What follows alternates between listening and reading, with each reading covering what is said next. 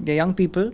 They're probably facing a lot of challenges that your generation might not have seen because of the kind of things that they are going through. Uh, Digitalization is at its peak right now. Artificial intelligence is threatening their jobs. They have relationship issues. Their partners are not happy because they don't have a certain motorcycle, right? All of that is a concern, a burden for the generation of today. What would be your advice so that they sit back and think about the things that matters in life? You have to live with yourself. You may have a great bike or a great wife or a great job. You live here, not out there. We all live here. Have you not experienced how miserable you might feel even in the most lavish of palaces? So outside you have riches sprawling, and inwardly you are feeling extremely impoverished. We live here, and if there is a hollowness, a void, and poverty inside, it does not matter how rich you are out there. And this is not just rhetoric, this is a fact. Yeah. We all have to live with ourselves. Right now, the two of us are in front of each other. But there are not two of us, there are four of us. I am with myself, you two are with yourself. Yes. And that's the relationship that matters the most. How you are with yourself. How you are with yourself. So mind it, that more than anything that you have on the outside, what matters the most is how you live within. And if that matters the most, then that has to be the priority. Right. Does this mean that you take more effort in understanding what your mental health is? Obviously. You have to give time to yourself. Anything that is important deserves time, doesn't it? So how much time do we really give to ourselves? Be with yourself. See what the ones who knew, the sages, the seers, the philosophers, the wise ones, what they had to say about life. And then with your own original observation, try to see how the world operates, how you operate, and how you relate to what's going on in the world. And then, with courage, chart out your own course, figure out your own path. You have one life, and it's a very, very personal life. Nobody is going to go die with you. You have to live with yourself. And if you have to live with yourself, then you must, in your solitude, figure out who you are, what you must be, and therefore how you must act. But isn't this why we take a lot of help from, say, motivational books, self-help books, learning from the experiences of people? Isn't this why we seek help? You see, the machine that we are has an engine of its own. Has an engine of its own. Nobody would appreciate a car that needs to be constantly pushed by 5 people. External help is useful only as long as it reduces the need to take external help. Like kick-starting a scooter. Right. So you do not want to be kicking it all the time. After 2 or 3 attempts, the need for that external force has to disappear. So when you listen to others, motivator, influencer, whosoever, you have to ask yourself, is this fellow really able to ignite my own engine? Or is he just, for a moment, giving me an external push. Right. For sure, there is an engine within. Hmm? And it's a great measure of freedom to be operating from your own inner engine. Right. I do not discount that there are times when you require an external help or push or support, whatever. That is okay. That's a part of being human. But if one becomes habituated to crutches, then it's a tragedy. Right. I'm just thinking if it is advisable to start off with crutches and then ask yourself, do I need that crutch anymore or not? The intent has to be right, you see. The intent has to be right. Anything is okay. Starting with crutches is okay. Starting with no crutches is okay. Not having the right intention is not okay. The intent, and that intent in a more poetic way would be called love. There has to be a love for freedom, especially as a young person. One should remain young all his life, you see. But at least when you are in your 20s or 30s, you need to have a burning desire to live as a sovereign entity. And when that is there, then anything that comes your way would be rightfully utilized, Right. including crutches. But if that love is not there, then even if the car is running, you would apply the brakes and turn the whole thing off. So the right intent. And there is no sure shot or proven formula for invoking that intent. Right. But the right company helps. The right books help. The right teaching helps. The right environment helps. Conversely, you move to a bad environment and you have lost it all. You lose the company of the right books and you often lose it all. So one has to be careful. We just have the potential for great living. But actualizing that potential is a different matter altogether. Right. And what are your thoughts on the corporatization of love? The Tinders of the world, the Bumbles of the world. Not worth talking about. It sounds so coarse. Corporatization of love, like grinds the ear. So what do I say when I utter the word love? But that's where the youth is going to seek support, help, love. That's the ironical part, probably, in this amazingly connected digital world. You have to seek love from these places. Try it out. If that's what's going on, go get an experience. But you must have the intent to really test it for what it really is. Experience is one thing, and realization is a totally different thing, is it not? Yeah. You can keep experiencing life for 70 years without ever realizing what life really is.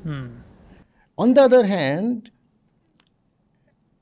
as someone with the right intent, even 2 hours of an experience can suffice to enable you to see what really is going on. So if that's what is going on, that corporatization that you talked of, fine, see how it operates. Go meet a man or a woman that way. Experience and dispassionately then see what is happening. Look into yourself, look into the other, look into the relationship, and be honest about it all. Don't lie to yourself. Why I brought this point up is because calm or pleasure is something that we often are not taught whether it's school education, whether it's higher education, it's something that's always come. It's always that is something. It's something that is always kept under the rugs, and that's how we grow up as well. And it's unfortunate because we come from the lands of Kama Sutras, right? These very corporatization of love apps or businesses that have kind of been there in the market or are doing great probably is pushing you towards it. I don't think that in an IT or an IIM, students are naive about sex.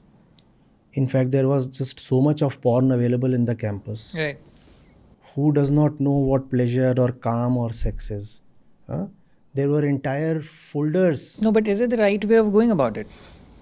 Watching porn and understanding about sex. It's not about the right way. It's about where you are coming from. When you are coming from a center of consumption, the female body or even the male body is just another thing to be consumed. You see, the center of ego, the normal prakritic center of ego, is so hollow, so incomplete, so insecure, that it cannot help looking at everything in the world as something to be consumed. What is ego? A hungry beast within. Yes. A beast that is always and perpetually hungry, irrespective of what you feed it. So there is the woman. What does the woman mean to me? Food, flesh. I'll eat her, literally. There is money. There is that car. There is my friend. There is that course. Am I enrolling into a course out of love for learning? No, not at all. I want to consume. So the reason why I get into a relationship with the girl is much the same as why I enroll into that course or get into an IIM. Right. I want to consume everything, including the female body, or if I am a woman, then a male body. So from that center, obviously you look at the world in a way of appropriation, and equally you remain insecure because that is also the way everybody else is looking at you. Right. You want to feast upon the other one and the other one wants to prey upon you. Right? So you are both aggressive and insecure. So that's going to happen. Real love is a purely spiritual thing. You cannot have real love without having paid the price to earn spiritual education. Right. You have to be spiritually literate. Otherwise, you will never know love. You can live your entire life without knowing even a moment of love. And you can equally have a very stable relationship. You can say, I have had a wife of 50 years standing, and we have 2 kids, and we always have been loyal to each other, and the people look at us as an ideal couple, and all those things will be there. Still the fact would remain that you are a very, very loveless couple. You are loveless because love is not about 2 persons relating to each other. Love is about the center you come from. And when there is love, the love will never remain limited to 1 person or 1 family. It is your very existence. You radiate it.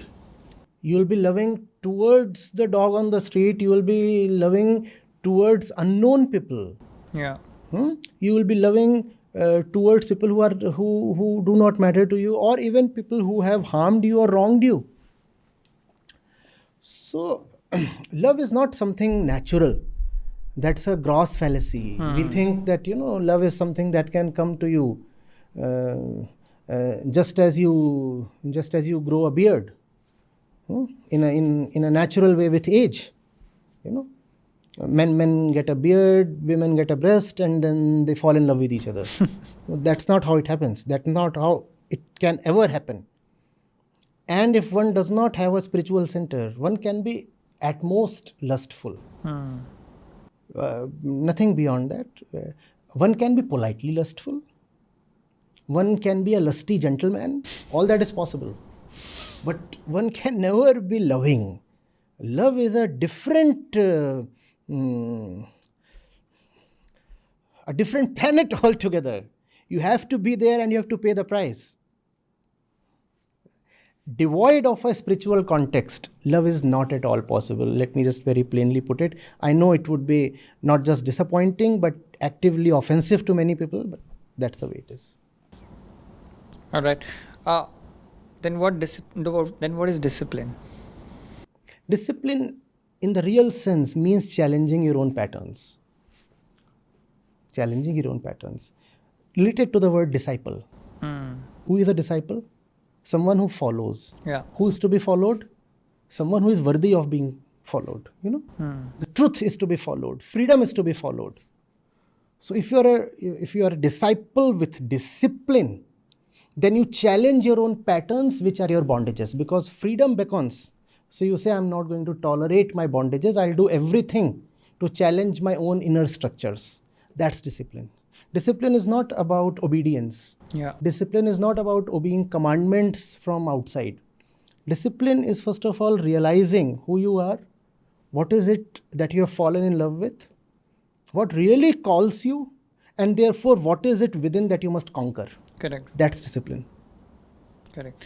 And if I had to talk about the discipline in youth or young people today, what do you feel about it? Like, I have a general sense of argument about it, which I don't want to, put forth in this particular platform. I want to hear from you.